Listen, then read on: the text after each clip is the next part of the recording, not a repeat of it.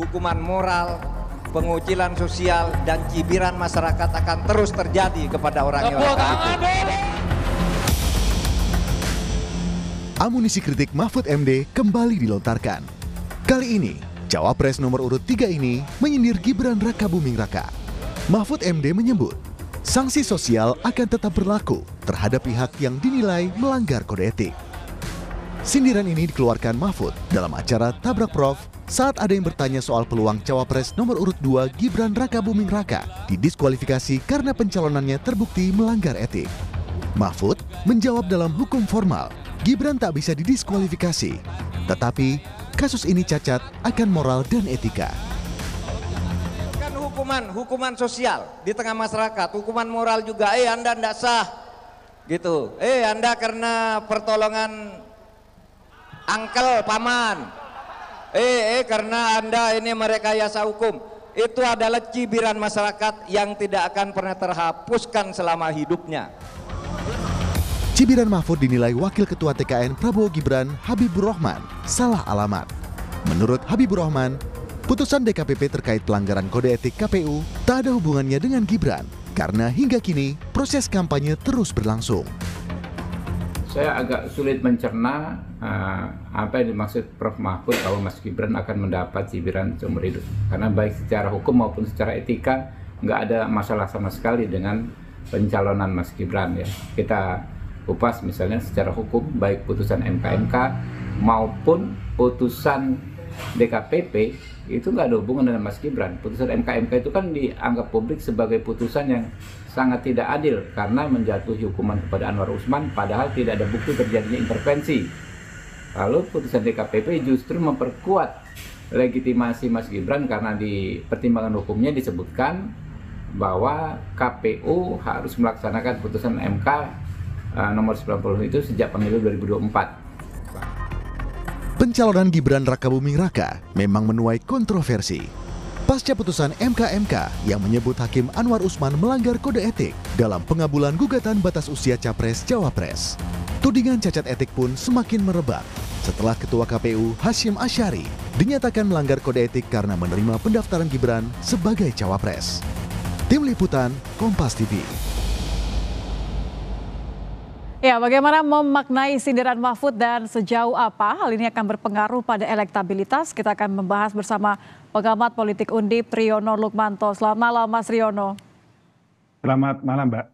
Mas Triyono, ini kan lagi-lagi Mahfud melontarkan kritik. Ini bagian dari strategi di masa injury time kampanye atau bagaimana? Bagian dari buka-bukaannya Mahfud? Saya kira pertama ini adalah serangan yang memang cukup tajam di akhir-akhir masa kampanye. Tapi saya kira kalau dilihat dari sisi elektabilitas, pasangan 03 ini kan sudah tertinggal jauh.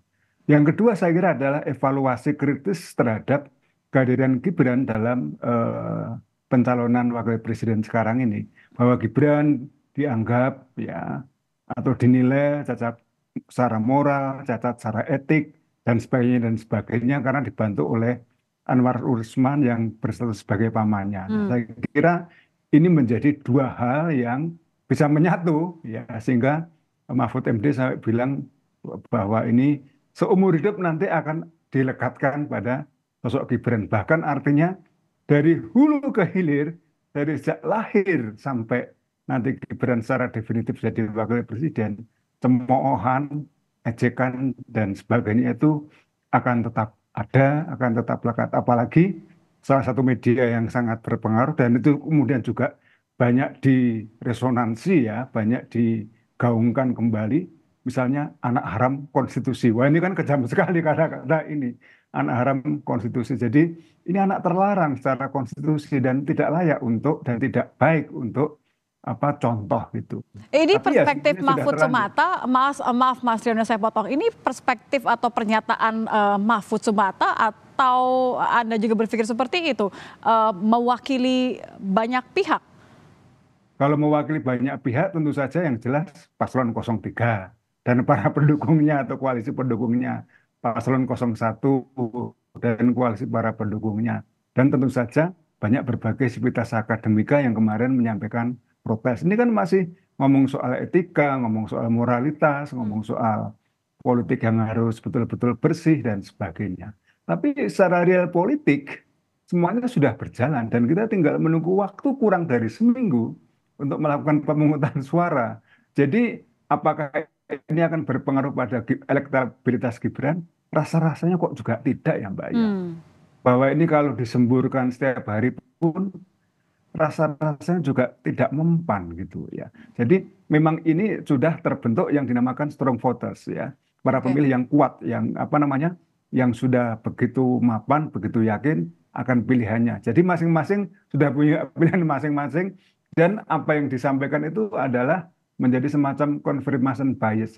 Jadi bias konfirmasi. Jadi saya mengkonfirmasi, saya membenarkan asumsi saya sendiri. Nah, seperti itu yang terjadi. Kalau ini tujuannya bukan untuk mempengaruhi elektabilitas karena menurut Anda toh sudah tinggal seminggu lagi. Apa dong kalau gitu tujuannya Mahfud? Ini karena ada perasaan-perasaan terpendam selama ini baru bisa keluar setelah tidak lagi menjadi Menko Polhukam atau bagaimana? Ya, ya bisa jadi ada semacam sentimen pribadi, rasa marah yang belum terbayarkan secara tuntas, rasa jengkel, rasa malu dan sebagainya. Bagaimanapun pada saat setelah debat itu yang dinamakan dengan apa kemarahan bahwa Gibran tidak menunjukkan etika, tidak menunjukkan rasa hormat kepada orang yang lebih tua dan bahkan dengan gaya Gibran yang celongok gitu kan, yang mencari-cari. Kok saya cari dari tadi kok nggak ada jawabannya ya. Dan itu sampai sekarang kan saya kira masih dibahas ya. diputar ulang dan sebagainya. Dan itu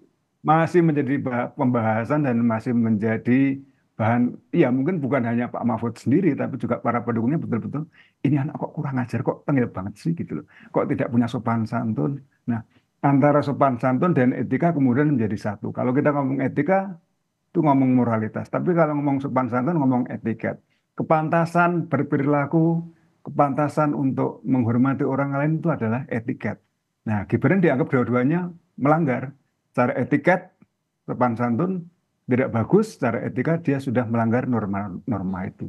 Tapi Dan apakah kemudian stigma, ya Mbak. Iya, saya baru mau bertanya mengenai stigma. Apakah stigma yang diberikan label oleh Mahfud MD ini memang akan diterima oleh Gibran mengingat dari rangkaian MK-MK, kemudian Ketua KPU terakhir kemarin juga dinyatakan melanggar etik. Iya, kalau stigma itu kan artinya kan pelabelan negatif. Label itu cap.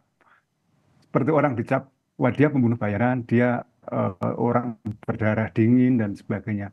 Ini level atau label yang diberikan pada level perpolitikan, terutama dalam hal etika. Anak haram konstitusi. Ini adalah label yang saya pertama kali dengar semenjak zaman Orde Baru saya menjalani realitas politik di kampus sebagai mahasiswa dan sampai sekarang saya sebagai pengajar. Dan anak haram ini kan kata-kata yang menunjukkan bahwa dia tidak berhak lahir. Dan kalaupun lahir, membesar, dan menjadi orang yang definitif menjabat, itu betul-betul akan mempermalukan. Karena secara etis, dia tidak pantas menyandang semua jabatan terhormat itu, gitu Mbak. Nah, jadi ini label, ya stigma itu artinya kan memberikan cap, seperti budak yang diberikan cap pada bagian tubuhnya. Wah ini budak ini harus dijauhi. Dan kemudian stigma itu juga bisa membuat orang melihat siapa yang bermoral dan siapa yang tidak bermoral, siapa yang sungguh-sungguh etis dan siapa yang tidak sungguh-sungguh etis. Nah kita lihat ini kan ada pembagian yang pro Gibran yang dianggap, nah ini tidak etis, yang anti Gibran yang ini etis. Tapi saya kira sekali lagi kalau soal elektabilitas kita tahu justru itu tidak berpengaruh dan kalaupun berpengaruh mungkin di kalangan kelas menengah terpelajar di perkotaan saja. Mungkin nggak Mas kalau justru malah berbalik kepada 03, berbalik kepada Mahfud dianggap terlalu menjelek-jelekan Gibran. Kita ingat dulu bagaimana sentimen negatif karena pihak pro Jokowi dan pro Gibran ini justru berbalik melawan 03. Ganjar dan Mahfud. Bisa jadi, malah bisa jadi itu berbalik gitu loh. Semakin Gibran sebagai representasi dari Presiden Jokowi atau Jokowi sebagai orang yang masih berkuasa dan sebenarnya secara implisit sangat mendukung paslon 02 Jokowi ini. Dan kita tidak perlu menutup-nutupi lagi kan, bahkan secara eksplisit gitu.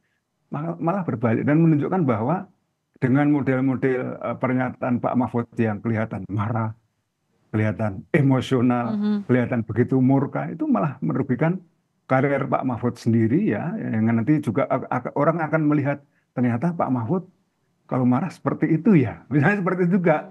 Jadi malah bisa berbalik secara personal untuk Pak Mahfud dan secara Berarti justru injury time ini politik elektabilitasnya yang tadi tertinggal jauh punya kemungkinan akan menurun gara-gara pernyataan Mahfud ini.